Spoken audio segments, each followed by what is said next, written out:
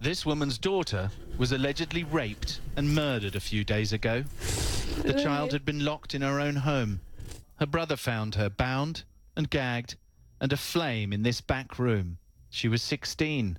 The third child allegedly burned and raped in India in a week. One died and another was hospitalized in almost identical alleged attacks in Jharkhand province, 800 miles away.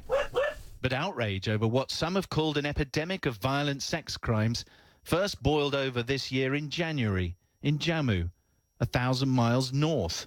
The child was held here in the village temple dedicated to the Hindu god of Ram.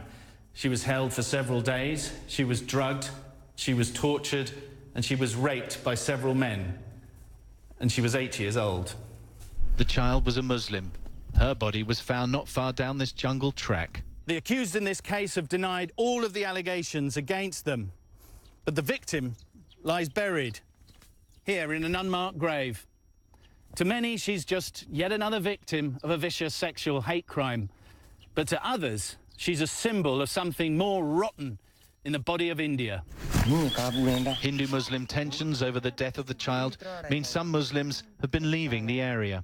There is a mob standing everywhere in India, waiting for a signal to attack Muslims. They think we'll deal with the repercussions later.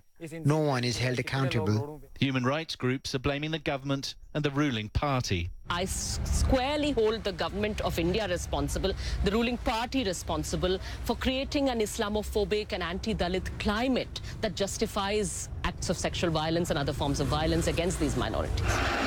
India's government has scrambled to react to public outrage over the attacks on Muslims and Dalits, so-called untouchables. Minister, what efforts are the Indian government and its agencies working to try to put an end, which critics would say is an epidemic of sexual violence, an epidemic of rape? There was a commotion in the country and we responded to that.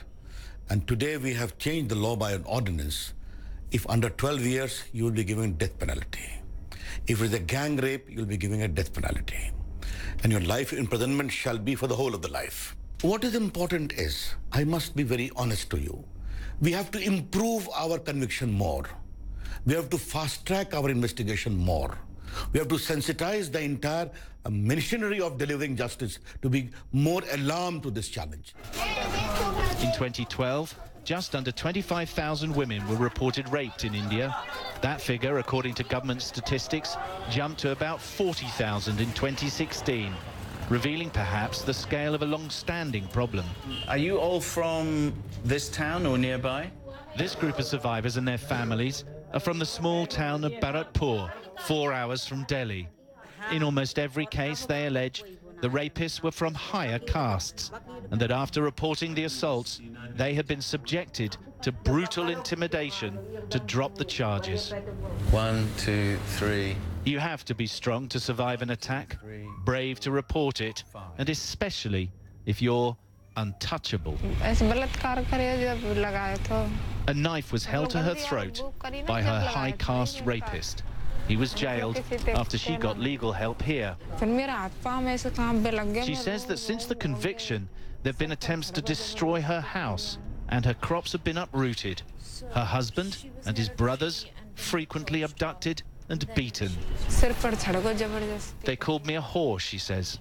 Now, clearly, India has a long way to go, as do many other nations, in terms of how women are treated and how men respond to them. But it is clearly now becoming a hot potato politically, and it is also clear that the central government, at least, is responding to it. Whether that trickles down into the lower levels of society may well depend on many other factors, Christy.